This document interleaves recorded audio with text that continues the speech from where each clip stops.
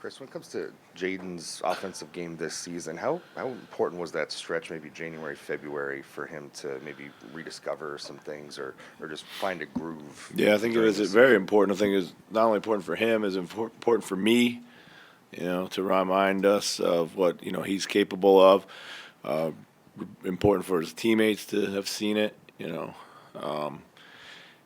we talked many times, coming into the season, we wanted to try to establish him more offensively, but with all the early season, wobbles that we had, we just had other things we just had to figure out. So, Just what's kind of the message to him? Because he mentioned after game one, he looks around sometimes and realizes he's the tallest guy on the floor Yeah. in this series. Just how much of a green light does he have to just get the ball and just attack? Yeah, I mean, he's got a green light, just like everyone else has a green light to do so. It's not about green light with him. It's always been about, confidence and his confidence in himself and, just building up that kind of resiliency over time. So Usually at this point in the series itself is taking on an identity based on the teams that are playing. Do you feel like there's an identity in the series, and if so, what would it be, or how would you describe it? I think obviously both teams are super comfortable with what each other's trying to do. We haven't seen a ton of like major adjustments. There's been tweaks, as I feel. Transition's been a big part of the series, I think, just kind of. It's been a physical series, but not overly so. Not like some of the other series that you see around the league. I don't. I think there's still kind of some unfolding to do and see what happens next. So. Ant leads you guys in points, rebounds, and assists, but he's only made 5 turnovers in the 3 games, and the team itself has really reduced its turnovers. Yeah. Was that a really big point of emphasis in the week you were off?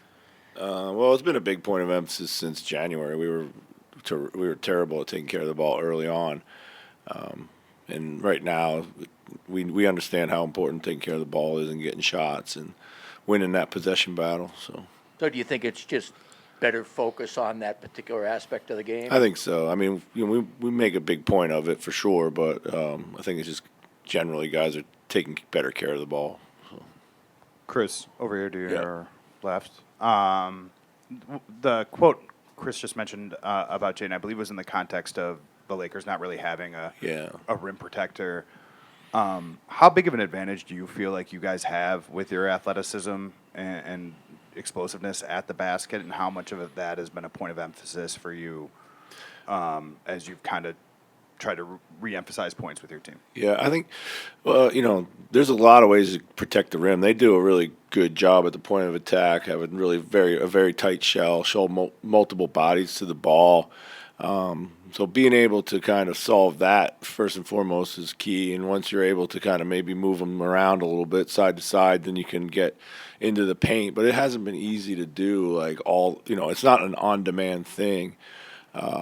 We feel like we're generally an attack-minded team. We want to dominate the paint. We shoot a lot of threes, or try to shoot a lot of threes, but we also want to get to the rim first and foremost in all the ways that we can. So those are things that we just preach all the time.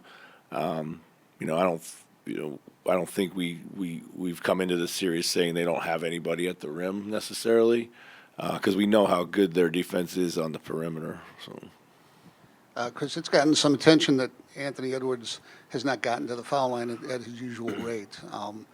So how do you think the Lakers have figured out how to defend him without fouling? Well, they haven't. They just he hasn't gotten the whistle, but he's done a really good job of managing his emotions around that. I find it hard to believe that you can go that many times and not get fouled. But there's a lot of bodies in there. He's got to do a better job of finishing. There are sometimes where I think he's avoiding contact rather than creating it. But each game's different, so we'll see what tonight brings. So. What stood out to you most rewatching Game 3? Pardon? What stood out to you most rewatching Game 3? The start and the end. really, is what we talked about. We needed to get off to a good start. We hadn't gotten off to good starts. And then the way we closed, we've been in a lot of clutch games this season. We've not done particularly well in a lot of them. And that's really boiled down to this, we lose the possession game, whether we turn it over one or two times in the last few minutes and then give up one or two offensive rebounds. I mean, it's hard to recover from that. It's just math. So we were much better. Didn't allow second shot opportunities. We created good shots and we made them.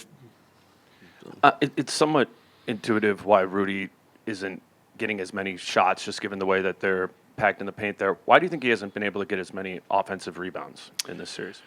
Yeah, it's super physical. There's a lot of hand holding going on down there. I think he's got to free himself from that. Use his length, go get it with two hands. I think he's a lot of kind of one-handed, try to tap the ball to himself. I mean, they're making a concerted effort to put multiple bodies on him, as you would expect. It's one of the things, if you're going to switch and go small and be smaller at the rim, then they've done a good job of really kind of bodying him up. Chris, Mike has gotten picked on early in all three of these games, but has still found a way to be effective, particularly in the second half. Just what do you think about his game and his mentality throughout the game allows him to kind of stay in it and still find other ways to impact the game? Yeah, I mean, Mike's tough, mentally tough, physically tough. He's going to battle no matter what the matchup is, no matter what the circumstances are. We got to do a better job of trying to help him out from time to time, recognizing those things. And, he's always going to find a way to figure out how to make a play. And right now he's just kind of scrapping out opportunities in this series, which most of them been pretty timely, actually.